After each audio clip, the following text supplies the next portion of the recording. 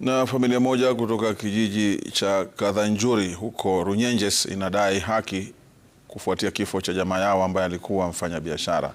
Mwili wa mfanyabiashara huyo Lawrence Gitonga maarufu kama Afro ulipatikana ndani ya mto ukiwa na majeraha kichwani.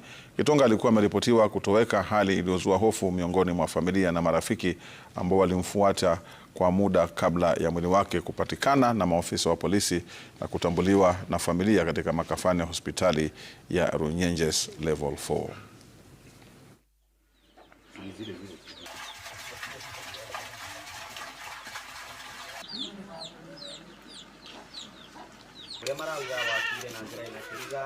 Sisi hatuna mambo mengi, lakini tunataka tu mtusaidie tu. Tunasema ni asante kwa sababu mlikunja. Mtusaidie tu tunjue justice ya Gitonga. Ni nini kilimfanya akufe kama mnyama na alikosea nani, na tuone ni nani alifanya hiyo jambo yote.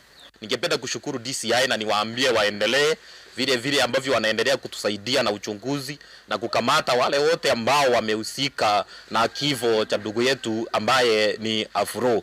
Waendelee bila kusita, waendelee bila hata kusikia uoga, ndio waweze kusaidia wanakijiji na hata community na hata vijana ambao wanajiinua, ndio wasifanye kazi yao wakiwa na wasiwasi. Tuko na huzuni sana kwa yale ambayo yametendeka, na tungeuliza serikali na wahisani na wale ambao wako na uwezo wa kufuata haki ya Gitonga hadi ipatikane, watusaidie, kwa sababu sisi kama familia hatuna uwezo, hatuna jambo lingine, hakuna mtu tunaangalia.